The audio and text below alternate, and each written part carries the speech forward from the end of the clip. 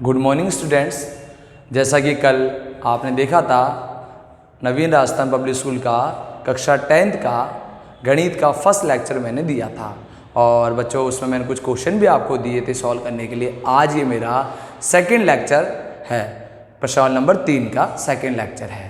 तो बच्चों कल अपन ने बहुपद के बारे में एक सामान्य जानकारी आपको दे दी थी और आपने उसको ध्यान से पढ़ भी लिया होगा और मैंने एक क्वेश्चन भी कराया था और उसके 2 क्वेश्चन मैंने आपको सॉल्व करने के लिए दिए थे। आज मैं वो दोनों क्वेश्चन भी एक बार सॉल्व करके बताऊंगा आप लोगों को, ठीक है बच्चों।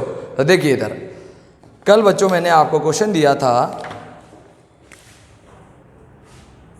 ये क्वेश्चन दिया था आपको x² माइनस के 15। कल मैंने 2 पद का आपको एक क्वेश्चन सॉल्व करवाया था, वो एक वैसी टाइप का क्वेश्चन मैंने एक आपको दिया था। अब इसको सॉल्व करते हैं। कई बच्चों ने अगर इसको सॉल्व कर लिया तो बहुत अच्छी बात है और एक बार बोर्ड पे देखिए कि आपने कोई गलती तो नहीं कर दी है। वापस बोल रहा हूँ, कल मैंने क्वेश्चन कराया था, हमें दिया था क्वेश्चन कि बहुपद के शून्य ज्ञात करो और उनकी संबंध की सत्यता की जांच करो। तो संबंध की सत्यता की जांच में हमें क्या करना था, शून्यकों का योगफल और शून्यकों का गुणनफल। बात समझ में आ गई बच्चों। तो ये मैंने क्वेश्चन दिया था 2 पद का अपने पास में, तो आपने सभी ने सॉल्व करा होगा इसको और जैसे सॉल्व नहीं करा वो इधर बोर्ड पे देखिए ध्यानपूर्वक इसको देखिए। मैंने क्या बताया था आप लोगों को, देखिए मैंने कहा था या तो कॉमन लेना है या आपको इसमें क्या लगानी है, सर समीका लगानी है। और सर समीका आप सभी जानते होंगे, 3 सर समीका आप अच्छी तरह जानते होंगे। a प्लस बी का होल स्क्वायर इक्वल टू होता है a² प्लस 2ab और प्लस b²। देखिए इसको ऐसे भी लिखते हैं। अब आप ये कंफ्यूज मत होना कि सर हमारे सर ने तो ऐसे पढ़ाया हुआ है। देखिए इसका एक और रूप लिख देता हूं मैं आप लोगों को, इसे ऐसे भी करके लिख सकते हैं, या a² plus b² plus 2ab, दोनों एक ही बात है, 2ab। समझ गए बच्चों सबके सब। मैंने a प्लस b का होल स्क्वायर खोला है, कैसे खोला है, a² plus 2ab plus b², या ऐसे यू भी लिख सकते हैं a² plus b² plus 2ab। और देखिए बच्चों a माइनस b का whole square is equal to होता है a² माइनस के 2ab और प्लस b², या कैसे लिखा जा सकता है इसको, a² plus b² minus 2ab। लो जी बच्चों, 2 सर समीका लगा दी मैंने। थर्ड वाली देखो, a² माइनस के b² इज इक्वल टू होता है आपके पास a प्लस b और a माइनस b। लीजिए ये 3 सर समीका लगा दी मैंने, फर्स्ट सेकंड और थर्ड। सभी जानते हो, आप सभी परिचित हो इन सर समीकाओं से, बस मैंने तो इनको बताया कि इनको अपन ऐसे भी लिख सकते हैं। तो देखिए यहाँ कॉमन नहीं आ रहा बच्चों, तो मैंने क्या करा, यहाँ पर सर समीका में लगाता हूँ। देखिए कौन से सर समीका में ले रहा हूँ, ये वाली काम ले रहा हूँ, a² minus b² is equal to क्या होता है बच्चों, a प्लस b और a माइनस b। देखिए ये सर समीका लगा के मैं इसके शून्य की निकालूंगा। कैसे, क्यों लगाए सर समीका, क्योंकि इसमें बच्चों कॉमन नहीं आ रहा है।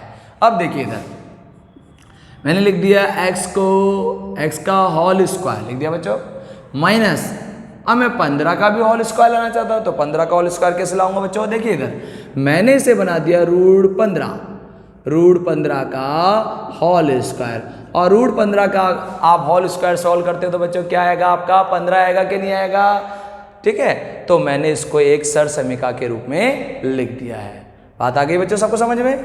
तो देखिए इधर ये मेरी सर समीका लग गई, a² माइनस b²। देखिए यहाँ पर क्या है, a क्या है, चूंकि बताओ a क्या है, a तो हो गया हमारे पास x, तथा b क्या है बच्चों, b है हमारे पास √15। क्या है बच्चों, √15 है। आ गया। अब इसको अपन लगाएं, a² माइनस b² किस रूप में खुलेगा, a प्लस b और a माइनस b के रूप में। तो देखिए लिखो इसको बच्चों, इधर a क्या है आपके पास, x प्लस b कितना है बेटा, √15। आगे चलो फिर बोलो, ax माइनस b कितना है, √15 इज इक्वल टू बच्चों 0। लो जी हो गए सॉल्व। अब हमारे पास में 2 गुणनखंड आ गए हैं, x प्लस √15, x माइनस के √15। अब हमें शून्य के निकालने हैं, तो कैसे शून्य निकालेंगे, देखो इधर चूंकि x plus root 15 equal to किसके बराबर है? 0 के बराबर। पक्षांतर करें तो x इजिकल टू रूट 15 है, काहे का है? प्लस में। कल ही मैंने बताया था प्लस की संख्या उधर जाके माइनस में, माइनस की काहे में होगी? प्लस में होगी। तो ये उधर जाएगा तो काहे का होगा बेटा? माइनस का। प्लस का चिन्ह हो गया माइनस, माइनस का रूट 15। ये हमारा पहला शून्य ज्ञात हो चुका है। आगे इसको मैंने क्या दे दिया? अल्फा। अल्फा इजिकल टू कितना हो गया? माइनस के रूट 15। बोलो बच्चों, आगे समझ में? आगे चले। एक और बार हमारे पास गुणनखंड है, देखिए ये भी सेम है। देखिए इधर x माइनस के root 15 equal to 0, equal to 0। इसको सॉल्व करो तो x बराबर ये जाएगा उधर तो काहे का होगा? रूट 15। देखिए बच्चों, ये तो काहे का है? आपके माइनस का, और ये सेकंड वाला शून्य बीटा काय में आ गया? प्लस के अंदर। तो ये हमारे दो शून्य ज्ञात हो चुके हैं, अल्फा और बीटा। अल्फा और बीटा। अल्फा तो मैं लिख सकता हूं अतः बहुपद के शून्य, अतः बहुपद के शून्य माइनस रूट 15 व प्लस वाले को लिखने की जरूरत नहीं होती है, साइन लगाने की जरूरत नहीं होती है। अगर इसके आगे कोई चिन्ह नहीं है तो ये प्लस का होता है, रूट 15 है। बोलो बच्चों, समझ में आ गए सबको? ये लीजिए हमारे दो शून्य के ज्ञात हो चुके हैं। अब जैसा ही कल मैंने बताया था, इसकी जांच करना मैंने आपको बताया था। क्या बताया था बच्चों? जांच करना। तो देखो जांच देखो इसकी, इसको मिटा दूं मैं, जांच देखिए अब आप लोग, कल मैंने बताई भी थी आपको जांच।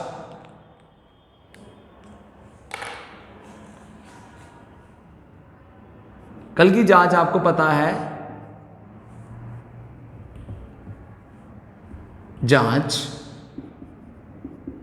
देखिए इधर फर्स्ट जांच थी हमारे शून्यकों का योगफल, शून्यकों का योगफल या योग इक्वल माइनस x का गुणांक बटे में x स्क्वायर का गुणांक।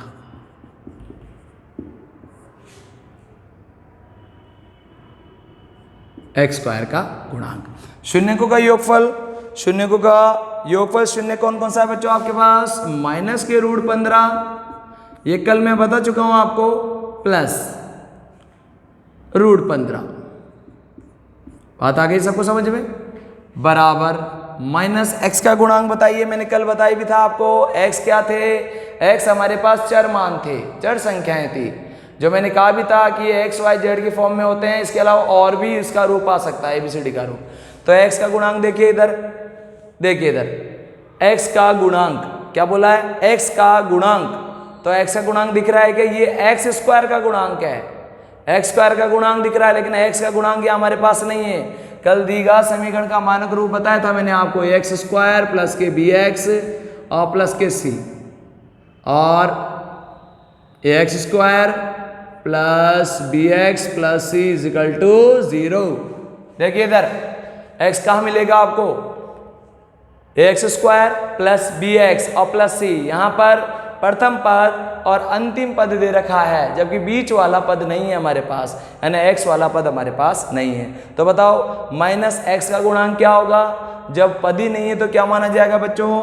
0। बटे आगे बात सब समझ में। अब एक्स स्क्वायर का गुणांक, एक्स स्क्वायर का गुणांक बताइए क्या है? 1 है। क्या है बेटा? 1 है। चलो जी इधर देखो, माइनस के रूट 15 प्लस के ब्रैकेट हटा रहा हूं, रूट 15 इजिकल टू माइनस 0 बटे 1। प्लस माइनस कट जाएंगे, ये दोनों संख्याएं कट गई तो क्या कट के क्या आ जाएगा अपने पास? 0। क्या आ जाएगा बच्चों? 0। और इधर भी क्या हो जाएगा? 0। 0 कोई चिन्ह नहीं लेती है अपने पास, तो क्या हो गया? 0 बराबर 0। ये हमारी पहली जांच हो चुकी है। क्या हो चुकी है बच्चों? पहली जांच शून्यकों का योगफल की। सेकंड जांच, ये मैंने कल भी बता दी थी आपको, शून्यकों का गुणनफल, गुणनफल बराबर अचर पद बटे एक्स स्क्वायर का गुणांक, एक्स स्क्वायर का गुणांक।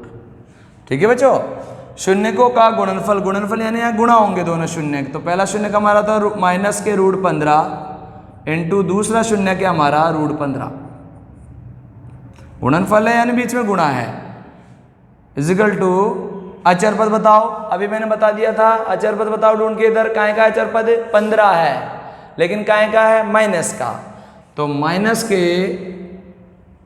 15 बटे एक्स स्क्वायर का गुणांक देख के बताइए क्या एक्स स्क्वायर किससे गुणा हो रहा है, कोई संख्या नहीं है यहाँ पर, तो क्या माना जाएगा, एक माना जाएगा। लीजिए आगे बात समझ में, गुणा करिए इधर माइनस के रूट 15 और प्लस के रूट 15 गुणा होंगे, तो पहले तो चिन्ह गुणा करो, माइनस इंटू प्लस, कल बता चुका हूँ कल के लेक्चर में, मैं लेक्चर नंबर फर्स्ट में मैंने ये सारी बातें क्लियर करी थी, माइनस इंटू प्लस तो हो गया माइनस आपके पास आ गया, रूट 15 इंटू रूट 15 हो गया, क्या आएंगे, क्या आएगा रिजल्ट इसका, ओनली 15।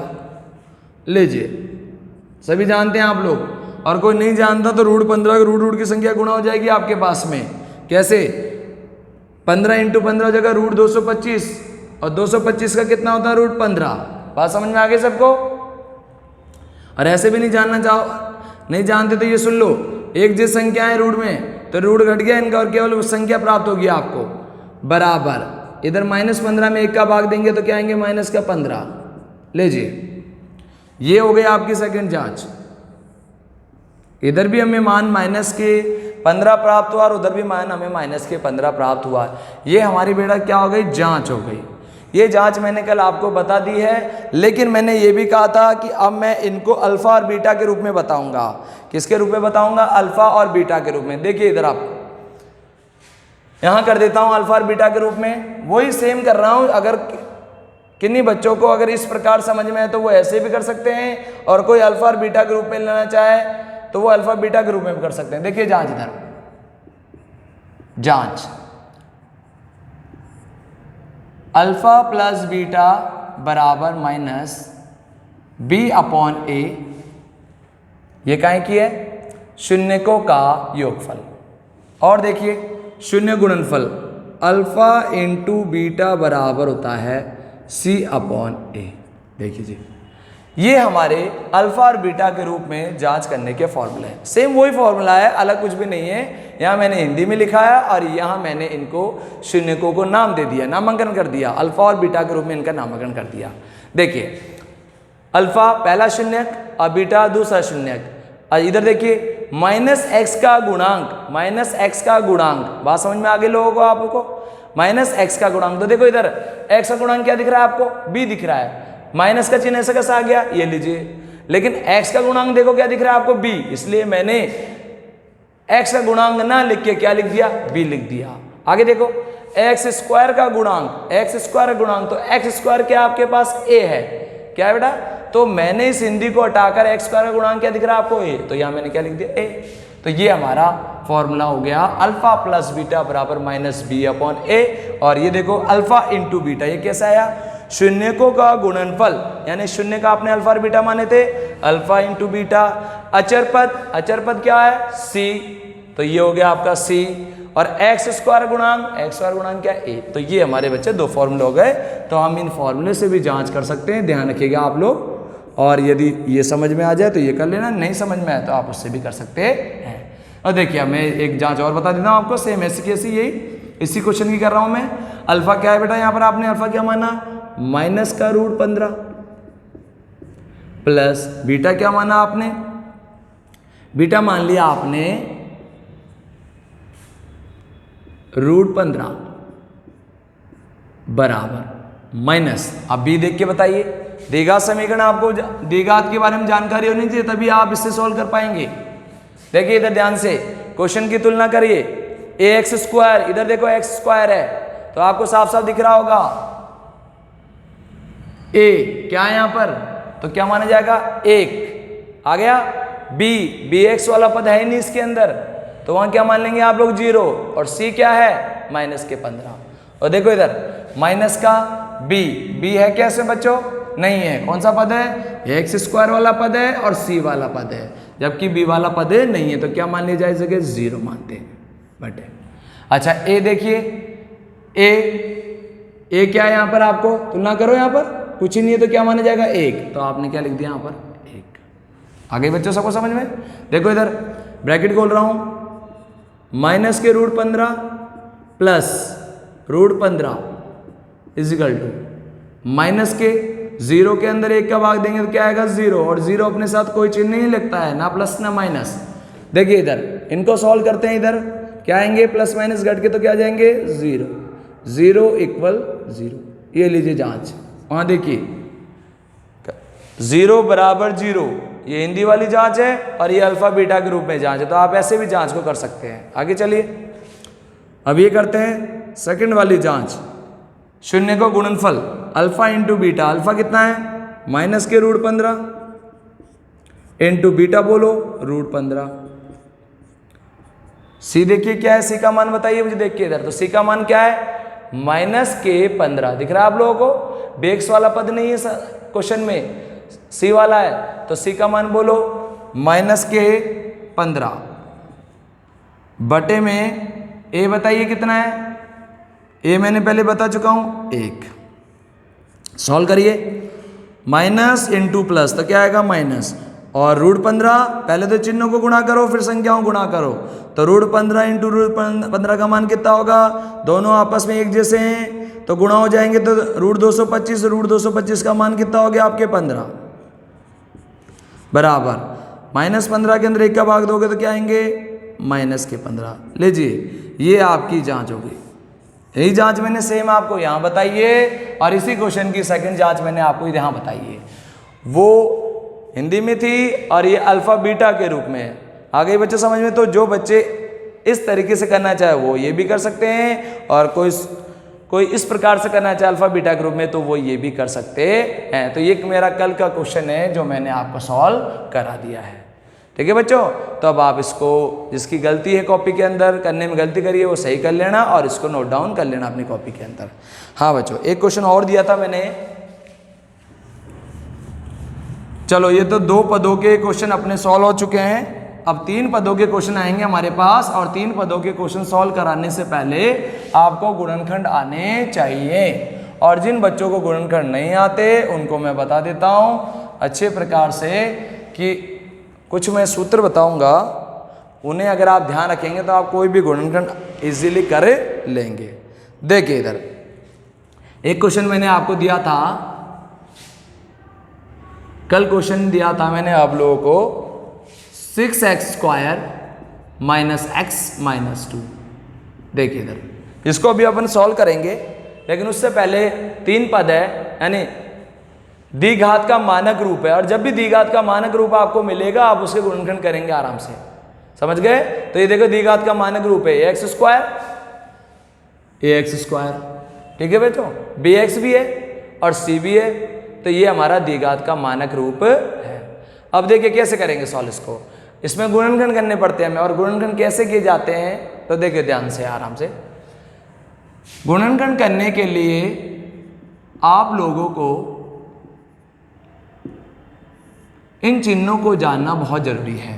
देखिए गुणनखंड में मुख्य रूप से 3 पद होते हैं, प्लस प्लस प्लस। पहली कंडीशन, पहली स्थिति 3 पद है, पहला पद भी प्लस में है, दूसरा पद भी प्लस में है, तीसरा पद भी प्लस में है, तो ध्यान रखना बीच वाले ही पद के टुकड़े किए जाते हैं।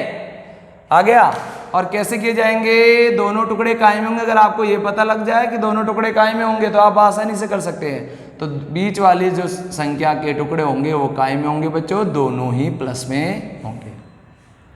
इससे आप आसानी से कोई भी चीज को सॉल्व कर सकते हैं, उसके टुकड़े आप लोग देख सकते हैं। सेकंड कंडीशन देखो इधर, पहला पद द्विघात समीकरण का मानक रूप मान लो, पहला पद प्लस हो, दूसरा पद माइनस हो और तीसरा पद प्लस में। अब आप क्या करेंगे, इसके टुकड़े कैसे करेंगे, तो आपको क्या करना है, बीच वाली संख्या के जो टुकड़े हैं वो दोनों ही कायम में करने हैं बच्चों, माइनस में करने हैं। आगे 2 कंडीशन आ गई आपके सामने। थर्ड कंडीशन, इस बात को ध्यान रखोगे तो आप आसानी से कोई भी शून्य की निकालना चाहेंगे आसानी से निकाल पाओगे आप लोग। देखिए थर्ड कंडीशन, पहली संख्या प्लस में हो, दूसरी प्लस में हो और तीसरी क्या हो, माइनस में, यानी पहला पद प्लस में हो, दूसरा भी प्लस में हो, तीसरा माइनस में। अब इसके कैसे टुकड़े करेंगे आप लोग, देखिए इधर वही बीच वाली संख्या के टुकड़े करने हैं। पहला जो प्लस है तो पहला प्लस और दूसरा माइनस, ये लीजिए टुकड़े हो गए। चौथी कंडीशन देखिए, चौथी क्या कंडीशन बनेगी अब, पहली संख्या प्लस हो, ठीक है बच्चों, दूसरी माइनस हो और तीसरी भी माइनस हो, तो बीच वाली संख्या के टुकड़े देखिए, पहला माइनस का और दूसरा काहे का, प्लस का। लीजिए ये चार कंडीशन है हमारे पास में, ये चार स्थितियां, अगर चार स्थितियों के बारे में बच्चों आप ध्यान रखोगे तो आप आराम से इस प्रश्नावली में शून्य ज्ञात कर लोगे। देखिए पहले एक बार वापस क्लियर कर देता हूँ। तीन पद होते हैं, द्विघात समीकरण के मारक रूप में तीन पद है हमारे पास, तीनों पदों के साइन होते हैं। देखिए इसके प्लस का साइन है, इसके माइनस का, इसके माइनस का है, लेकिन ये जरूरी नहीं है इसी स्थिति में हो, और भी कंडीशन आ सकती है, हो सकता है ये आ जाए कंडीशन, हो सके ये आ जाए, ये आ जाए, ये आ जाए। तो देखिए इधर पहला पद प्लस में हो, दूसरा पद प्लस में हो, तीसरा पद प्लस में हो, तो बीच वाली संख्या के टुकड़े दोनों काय में करने हैं, प्लस में। आगे समझ में। दूसरी कंडीशन, पहला पद प्लस हो, दूसरा माइनस हो, तीसरा प्लस हो, तो बीच वाली संख्या के टुकड़े दोनों काय में करने हैं, माइनस में। तीसरी कंडीशन, पहला प्लस हो, दूसरा पद प्लस हो, तीसरा पद प्लस हो, तो बीच वाली संख्या के टुकड़े प्लस और माइनस में। बात आगे समझ में। देखिए और चौथी स्थिति हो गई, पहला पद प्लस हो, दूसरा माइनस हो, तीसरा माइनस हो, तो बीच वाली संख्या के टुकड़े माइनस और प्लस में करने हैं। बोलो बात समझ में आ गई। बिल्कुल इजी तरीका है आराम से गुणनखंड करने का, जो बच्चे नहीं जानते वो भी इससे गुणनखंड कर सकते हैं। अब देखो भाई यहाँ मैं इसी, देखो आप कंडीशन देखो कौन सी कंडीशन अप्लाई हो रही है। यहाँ कंडीशन अप्लाई हो रही है चौथी वाली कंडीशन, पहला पद प्लस में, दूसरा पद काय में, माइनस में, और तीसरा पद भी काय में, माइनस में। अब आपको दिख रहे होंगे कि टुकड़े काय में होंगे, माइनस और प्लस में। बोलो बात समझ में आ गई। तो बीच वाली संख्या के टुकड़े काय में होंगे, माइनस और प्लस में। अच्छा, गुणनखंड करने से पहले आप लोगों को क्या करना पड़ेगा, पहले पद को तीसरे वाले पद से गुणा करके देखना पड़ेगा, फिर उसके अकॉर्डिंग आप बीच वाली संख्या के टुकड़े करेंगे। तो ये तो हमारी स्थिति लग गई भाई। स्थिति मैंने स्थिति नंबर यहाँ कौन सी लगाई है, चौथी लगा के देखिए आप लोगों को। जिन बच्चों को नहीं आता गुणनखंड, कई बच्चे ऐसे जिनको अभी भी गुणनखंड करने नहीं आते हैं, तो उन बच्चों के लिए एक आसान तरीका है गुणनखंड करने का। तो चौथी स्थिति लगी है भाई यहाँ पर, मेरी स्थिति नंबर 4 लगा दी मैंने यहाँ पर, ठीक है। बीच वाली संख्या के टुकड़े होंगे माइनस और प्लस में। जैसा मैंने बताया गुणनखंड करने से पहले हमें पहली संख्या को और पहले पद को और तीसरे पद को हमें गुणा करके देखना पड़ेगा। देखिए इधर ये प्लस का है, ये माइनस का। मैंने क्या कहा, कोई भी पदों को गुणा करने से पहले उनके चिन्हों को गुणा करके देखा जाता है। तो ये प्लस में और ये माइनस में, तो कहाँ का आएगा, माइनस में। 6x² को -2 से गुणा करेंगे तो माइनस को तो हो ही गया, 6x² को 2 से गुणा करेंगे तो कितना आएगा बेटा, 12x²। लीजिए आगे बात समझ में आप सभी को, 12 माइनस के 12x²। अब इस प्रकार से टुकड़े होंगे बीच वाली संख्या के। देखिए गुणा करने पर तो क्या आ जाए आपके पास, माइनस के 12x²। और यहाँ देखो माइनस और प्लस की संख्या क्या होती है, हमेशा घटती है, और घटने पर क्या जाने चाहिए आपके पास, माइनस के x आ जाने चाहिए। बोलो बात समझ में आगे सभी को। अब आप टुकड़े करके देखिए, टुकड़े आपको आते हैं। देखो मैं संख्या ले रहा हूँ इसकी, क्या ये तो पता लग गया आपको। एक संख्या तो होगी प्लस माइनस में पहली संख्या, और दूसरी संख्या होगी प्लस में। मैंने इसके टुकड़े ले लिए क्या, बोलो 4x और क्या ले लिए, 3x। अब गुणा करो इनको, माइनस इंटू प्लस, तो क्या माइनस का आ रहा है, बिल्कुल आ रहा है। और 4 को 3 से गुणा करो तो 12 हो रहा है, और x इंटू x² हो रहा है। सही है एकदम। और देखो इधर, अब ये तो हो गई कंडीशन सही एकदम। अब बीच वाले का देखो इधर, -4x में 3x गए तो कहेंगे बच जाएंगे माइनस का x। देखो ये भी हमारी स्थिति सही हो रही है एकदम। तो ये हमारे टुकड़े हो गए। बात समझ में आ गई, इस क्वेश्चन के इस प्रकार से टुकड़े हो गए। बोलो सबको समझ में आई कि नहीं आई। तो इसलिए मैंने बच्चों ये स्थिति समझाई थी आप लोगों को। तो अगर आप नहीं भी जानते, जो बच्चे गुणनखंड करना है वो आसानी से ये कर सकते हैं। अब आप इजी कर सकते हैं। पहला पद क्या था आपके पास, देखिए इधर 6x²। बीच वाले के टुकड़े हो गए हमारे पास, पहला माइनस का और दूसरा प्लस का। तो माइनस का तो क्या बना, 4x, और प्लस का क्या बना, 3x। ठीक है बच्चों। और आखिरी वाला पद बोलो, माइनस का 2, और बराबर क्या हो गया, 0। ये लीजिए आगे। अब 3 पद के कितने पद हो गए, बन गए भाई 4 पद बन गए। क्या बन गए, 4 पद। अब वही अपने 2-2 के जोड़े बना के अपन कॉमन निकाल सकते हैं। इनमें से 2-2 के जोड़े बना के अपन क्या निकाल सकते हैं, कॉमन निकाल सकते हैं। देखिए इधर कॉमन ले, देखिए 6x² और 4x में 2x कॉमन ले रहा हूँ। देखिए मैं, आगे बात समझ में? तो क्या आएगा इधर, 2 3 6 तो 3x, बोलो बात समझ में आ गई। माइनस एक्स एक्स कैंसिल हो गया, यहाँ क्या बचेगा बच्चों, इधर 2 बचेगा। बोलो बात समझ में आई कि नहीं आई? आगे समझ में? इधर देखो, अब इन दोनों में क्या ले, कुछ भी कॉमन नहीं है ना, कुछ भी ना, तो एक्स है ना 3 और 2 में से, तो यहाँ एक कॉमन लिया जा सकता है। क्या लिया जाता है? एक कॉमन। ये देखो अगर 3 का करें टुकड़े करें तो 3 एकम 3 एक आता है, 2 का करें 2 एकम 2 एक आता है, तो अपन ने क्या ले लिया कॉमन, 1 लिया। क्या बचेगा देखो इधर, 3x माइनस के 2 और बराबर के 0। लो जी, आगे बात सबको समझ में? आगे चलें,